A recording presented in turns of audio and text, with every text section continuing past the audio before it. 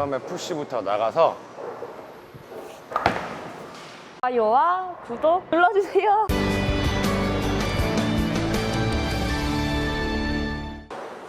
네, 안녕하십니까. 서울디브 1팀장 박영훈입니다. 자, 제가 오늘 여기에 나와 있는 이유는 뭐 아시는 분들은 아시겠지만 저는 중학교 때부터 대학교 졸업할 때까지 선수 생활을 좀 했었어요. 그래서 주변에서 여러 의견들이 좀 있었었는데 구속을 늘리는 방법을 알려줄 수 있겠냐 이런 질문들을 좀 많이 받아가지고 이번 기회에 구속을 늘리는 방법을 여러분들께 조금 소개를 해드리려고 해요. 여러분들이 좀 다가가기 쉽게 편하게 설명을 해드릴 테니까 본인과 맞는 방법들을 좀 찾아가지고 한 번씩은 해보시면은 구속 늘리는 거에 도움이 되지 않을까 싶어요.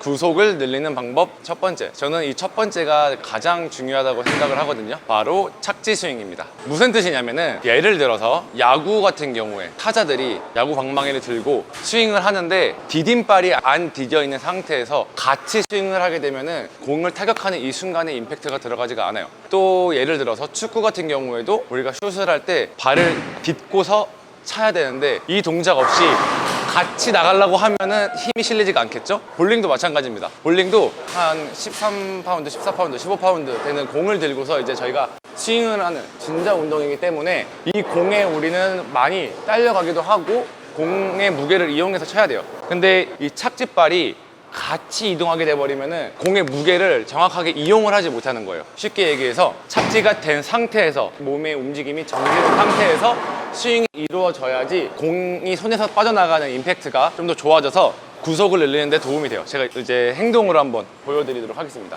제가 먼저 착지 스윙이 안 되고 발과 팔이 동시에 스윙이 되는 것을 한번 보여드리도록 하겠습니다. 자, 옆면에서 보시면은 스윙에서 공이 빠져나가는 이 순간에 발이 같이 이동된다는 얘기예요. 그렇게 되면은 지금처럼 공의 무게에 흔들리게 되겠죠? 그러면은 공이 같이 나가면은 공을 놓는 순간에 임팩트 전달이 안 되게 돼 있어요. 그렇다면은 착지 스윙을 했을 때는 어떤 반응이 오냐? 백스윙에서 스윙까지는 한 번에 이동을 하되 마지막에 착지가 대고 스윙을 하면은 공의 무게가 그대로 이제 실려서 전달이 되게 됩니다. 착지하고 스윙 하면은 아까 착지발과 스윙이 한 번에 나갔을 때랑 착지발이 착지가 되고 스윙이 됐을 때는 임팩트가 잘 전달되기 때문에 스피드가 좀 더 잘 나오게 되는 거죠. 이번에 제가 스텝을 풀로 밟아서 마지막에 착지된 상태에서 스윙을 했을 때의 스피드를 한번 보여드릴게요. 구속을 늘리기 위해서는 발이 착지가 되고서 마지막에 임팩트가 딱 전달이 되는 이 타이밍이 잘 맞아야지 구속을 늘리는 데 정말 도움이 많이 되실 거예요. 두 번째로는 백스윙에서 스윙까지 한 동작으로 연결해라. 이 팁은 사실 조금 돌려치고 싶으신 분들, 크랭커나 트위너 분들에게 적용이 되는 말이고, 엘보를 안 접고 스트로크로 치시는 분들은 아마 한 동작으로 치시고 계실 텐데 제가 좀 더 편하게 쉽게 설명을 한번 해드리도록 할게요. 대부분 사람들이 스윙을 하게 되면은 백스윙에서 한번 끌고 들어오는 스윙이 많이 들어와요. 제 말이 무슨 말이냐면은 구분 동작을 직접 말라는 얘기예요. 스윙은 푸시에서 백스윙까지 올라가서 하나, 내려올 때 하나 이렇게 와야 되는데 백스윙 올라갔다가 내가 끌어당기고 앞으로 밀고 다시 들어 올리고 이런 구분 동작을 짓지 말고 백스윙에서부터 스윙까지 공의 무게를 이용해서 한 번에 스윙을 하라입니다. 백스윙에서 내가 가져오려고 힘 이런 무브먼트가 들어가게 되면은 스윙이 들어가는 이 마지막에 자신도 모르게 이제 동작이 들어가면은 매끄럽게 진행이 안 되고 딱딱 끊는 스윙이 나와요. 이렇게 돼버리면은 아까 말했던 착지 스윙도 쉽지가 않고 공의 무게를 그대로 이용하지를 못하는 거예요. 이제 푸시를 하게 되면은 푸시를 밀고 쭉 뒤로 왔다가 쭉 내려오는 이 동작을 한 동작으로 구분 동작 없이 여기서 푸시하고 백스윙에서 앞으로 하나 백스윙에서부터 스윙까지 한 동작으로 이어지게끔 해야지 착지 스윙도 잘 되고 공의 무게를 쉽게 이용할 수 있다 라는 뜻입니다.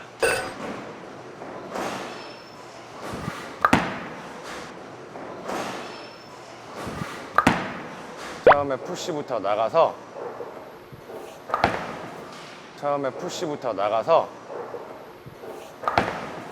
큰 구분 동작 없이 백스윙에서 스윙까지 한 번에 구속을 늘리는 방법 세 번째, 스텝의 빠르기예요. 쉽게 말하면은 보폭의 변화. 스텝의 빠르기가 빠르면 좋을까요? 천천히 느리면 좋을까요? 라고 물어보면은 당연히 빠른 게 좋다고 하겠죠. 빠른 게 마냥 좋다는 게 아니라 그 스텝의 보폭과 빠르기를 여러분들 신체 조건과 맞게끔 조절하는 게 가장 중요한 거예요. 저 같은 경우에는 제 신장이 186, 7 정도 되거든요. 근데 저는 어드레스 바닥을 한번 보여주세요. 대부분 사람들이 거의 스탠딩 스팟을 거의 이 정도 쓸 건데 저 같은 경우에는 한 이 정도 앞까지 쓰거든요. 신장이 좀 긴 편이긴 한데 보폭을 정말 짧게 쓰는 편이에요. 그 이유가 뭐냐면은 착지 스윙을 중요하게 생각하고 스윙을 하다 보니 보폭이 길어지면 길어질수록 제 스윙 리치랑 맞는 느낌이 안 들어가지고 저는 백스윙을 또 그렇게 높이 하는 편이 아니거든요. 백스윙 높이가 좀 적당하게 낮으면서 제가 착지 스윙을 할 수 있는 그 타이밍까지의 거리 그리고 그 보폭의 빠르기를 계산했을 때 보폭을 좀 줄이면서 공의 무게를 이용하는 편이에요. 가르쳐주는 사람마다 좀 다르지만 짧고 중간중간 짧고 길게 이해가 되시나요? 제가 직접 보여드릴게요. 저희가 충분히 5스텝 기준으로 어드레스를 했을 때 바닥 부분에서 첫 발은 짧게 나갔다가 중간 그리고 짧고 길게라는 뜻이에요. 디딤발에 체중이 딱 실려있는 이 상태에서 킥 그리고 마지막에 정지된 상태에서 스윙하는 이 동작이 나와줘야 되는데 제가 지금 방금처럼 짧고 중간중간 짧고 길게를 했는데 만약 이 보폭 자체가 크게 걸어간다고 하면은 중심을 잡기가 정말 어려울 거예요. 계속 이게 크게 걸어간다고 하면은 백스윙에서 이제 공을 컨트롤하기가 어려워집니다. 그래서 공이 위치하는 이 타이밍들을 제 중심이 쉽게 가져가기 위해서는 본인만의 보폭의 거리가 필요해요. 이런 모든 스윙과 스텝의 밸런스가 참 중요한데 그러기 위해서 여러분들이 맞는 보폭의 거리와 보폭의 스피드가 적절하게 맞아야 돼요. 여기서 짧고 중간중간 짧고 길게 스텝의 빠르기도 천천히 가져가서 내가 마지막에 힘을 주겠다 보다 스텝 빠르기를 조금 가져가서 공의 무게를 이용해서 스윙을 딱 주면은 공의 무게와 속도, 힘이 한 번에 이어지게 된다는 뜻입니다.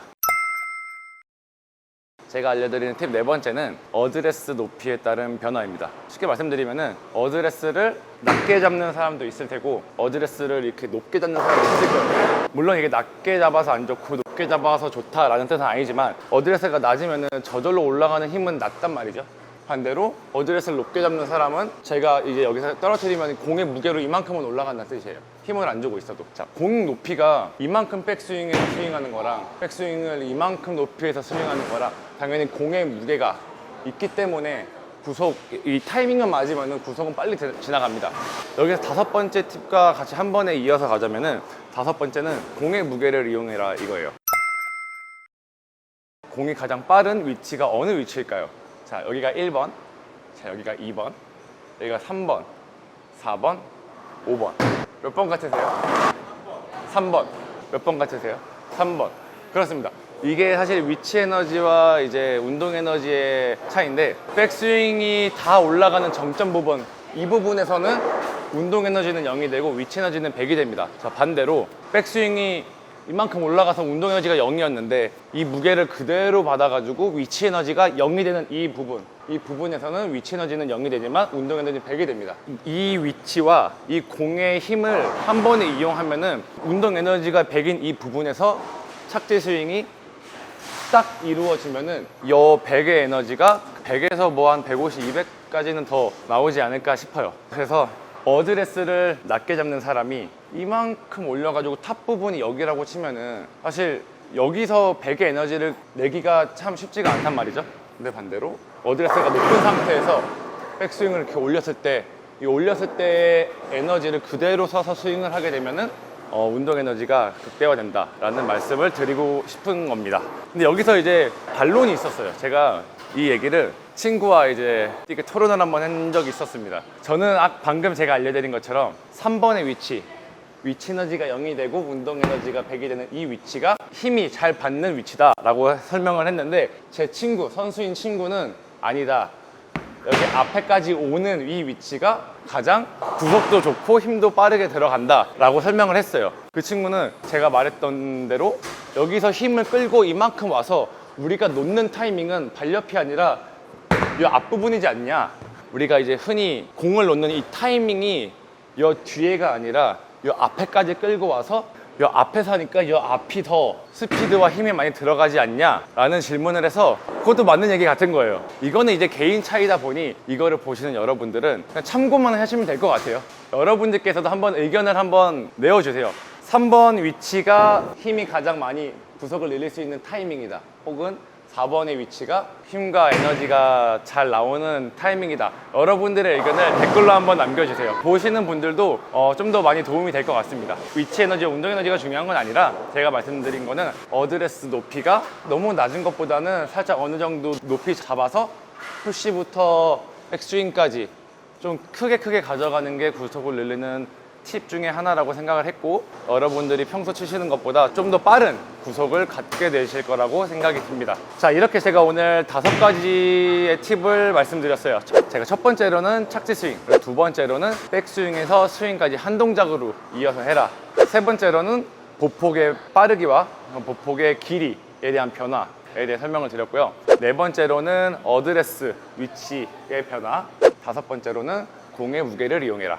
이렇게 해서 제가 5가지를 설명을 드렸는데, 사실 볼러마다의 견해는 다 있습니다. 이건 지극히 제 개인적인, 제가 이제 볼링을 치면서 느꼈던 구속을 늘리는 방법 중에 하나였고요. 여러분들이 이 영상을 보시고 이거 한번 해보면 좋겠는데 라고 생각이 드시는 그런 방법을 이용해서 연습을 한 번씩 해보시고, 안 맞으면은 다른 방법을 쓰셔도 되고, 맞으면은 이 방법으로 연습을 하셔가지고 구속을 늘리시면 될 것 같습니다. 박영훈이었습니다. 감사합니다.